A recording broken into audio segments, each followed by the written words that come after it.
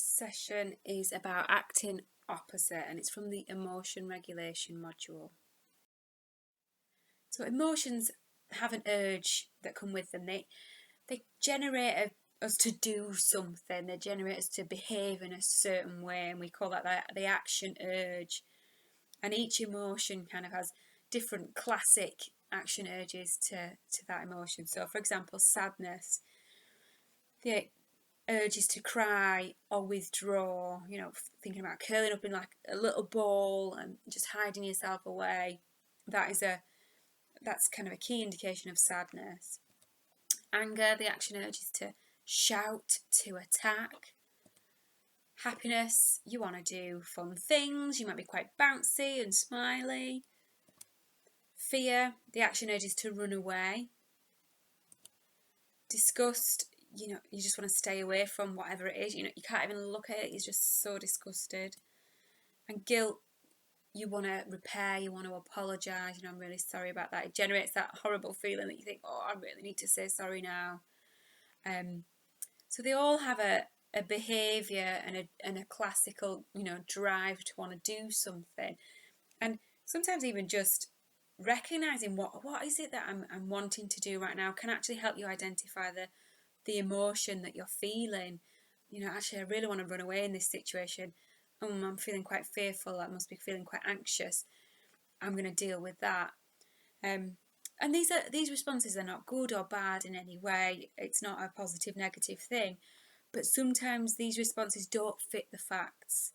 So we have a certain response, but actually it doesn't fit with the situation. So what we have to do is to manage it by acting the opposite.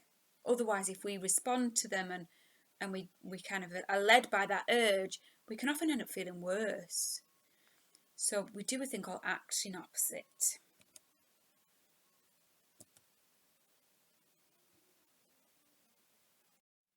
So how do we do that? How do we act opposite?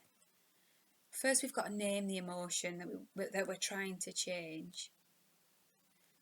And then we've got to check the facts. Does this emotion that I'm feeling fit the facts?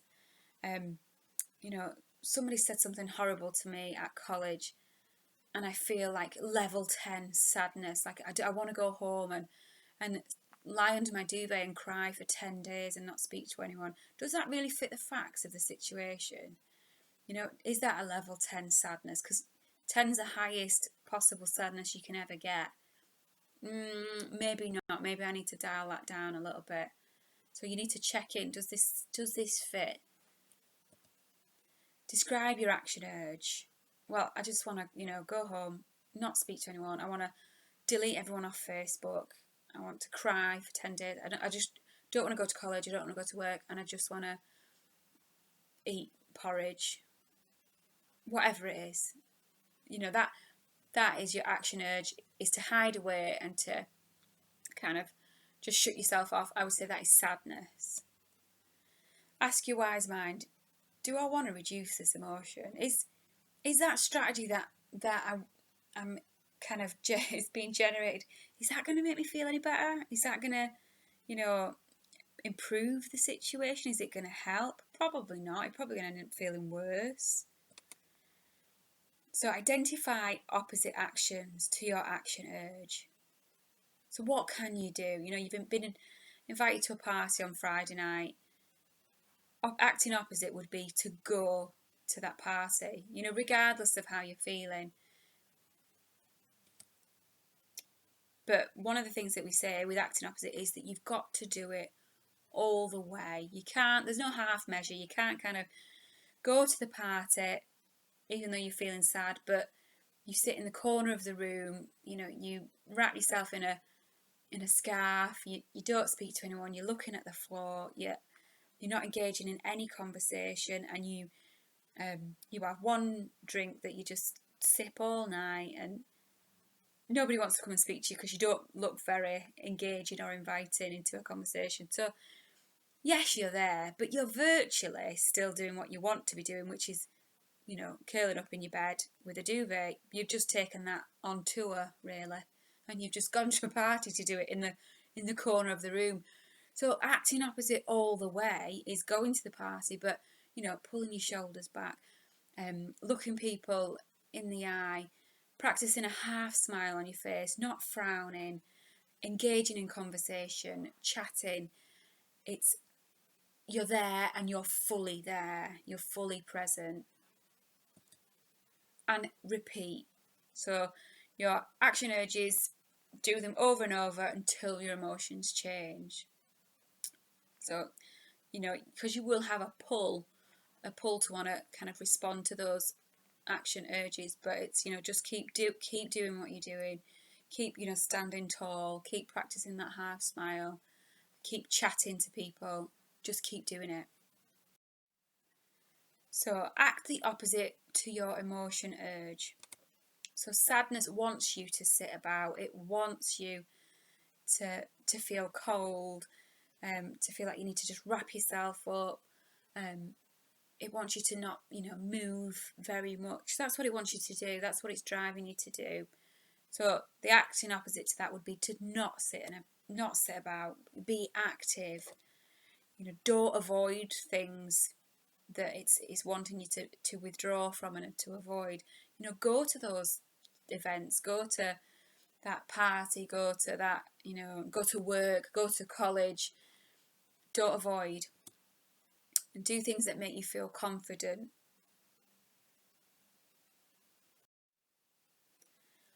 All the way opposite actions for sadness would be, be in the present moment, be mindful, change your posture.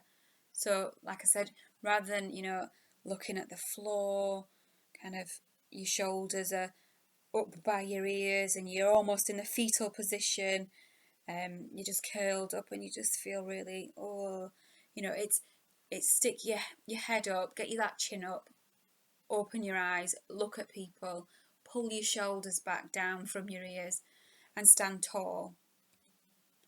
Do an activity, go for a run, do an active exercise. That's completely going all the way opposite, because rather than staying in, curling up, doing nothing, you are getting out, being active and doing, something that generates an increased heart rate and increase your breathing. So you're completely going all the way there.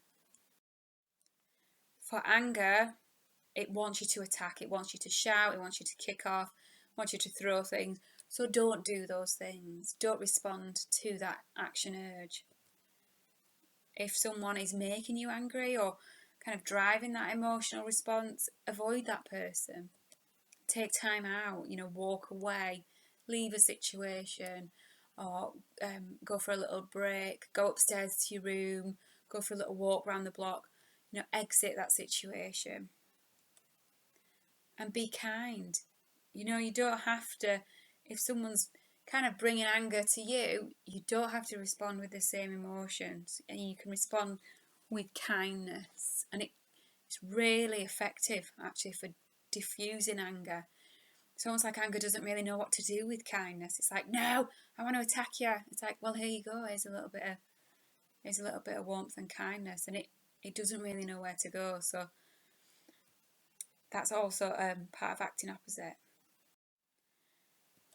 So you can be understanding. You can try and step into that other person's shoes. If someone's doing something, saying something that makes you really angry, try and kind of change positions and think, okay, why are they feeling like that? What is it that might be driving that? And let me get to understand that a little bit more. You can change your posture. So rather than having clenched fists and you're kind of gritting your teeth, you're just like, so angry, you can unclench your hands and you can, what we call willing hands. And it's where your palms are up and your fingers are relaxed. And it's sending that message back up to your brain by changing your physical being that, you can't be angry because your body's not responding as though it's angry. So just as much as our brains can feel an emotion and send a message to our bodies to do certain things, clench your fist, you're going to get ready for a fight, we can send that message back up as well. So by kind of having these open palms, these willing hands, we can say to our brain, no, I'm not angry. No anger here. Move along. So we can send that. It's a bi-directional process. We can send that back up and we can control that. So unclenching our teeth, having a bit of a half smile. And I don't mean walking around with a big, huge Cheshire cat grin on our face, because, that might look a bit weird. But you've got lots of these, like Buddhist heads and Buddhas, and they've all got this kind of serene. It's a half smile. It's not a full smile, but it's a peaceful kind of position. Just try doing that, because again, that's sending that message back up to your brain. We're not angry here. There's nothing going down. Do an activity. So breathe in and out deeply and slowly. Run or do something physically active, so you can burn off that feeling and kind of get rid of it that way. So this is a good way to catch what emotions are popping up for you, what they drive you to do. So you can write down the situation, so what prompted that emotion in the first place, and this will help you to identify what is popping up for you all the time, what is pushing your buttons. So for example, a carer said that they can't take you out, and you might feel the emotional response to that is anger. The urge is you want to shout and you want to scream at that carer. That's how you want to respond in that moment. But acting opposite, and asking your wise mind, what can I do instead? Because you can scream and shout at your carer, but they're probably not going to want to take you out, the next time either, or it's probably not going to get you to where you want to get to. So acting opposite, you can take a deep breath, you can breathe, and you can find something else to do in that moment that you enjoy. So what happens next? Did the emotion go up? Did the emotion go down? And if you're going acting opposite all the way, then usually that emotion will go down and it will reduce. So we're trying to do things to challenge emotional responses that don't fit the facts, that don't fit the situation, and we're trying to override those action urges and do the opposite. And the key is as well to doing it all the way, so we've got no half measures going on.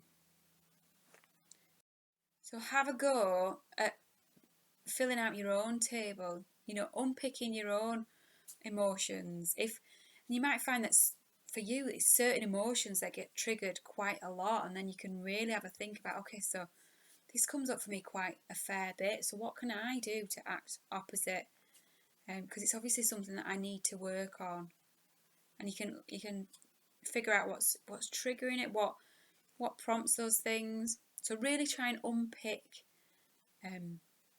what it is, because what we don't want to be doing is we don't want to be purely led by our emotions. We want to feel like we're in charge and we're in control of a situation, rather than our emotional responses are being, are leading the way. Basically, they're driving the bus. We want to drive the bus, because sometimes our emotional responses don't, like I said, don't fit the facts. So they're not always 100% reliable.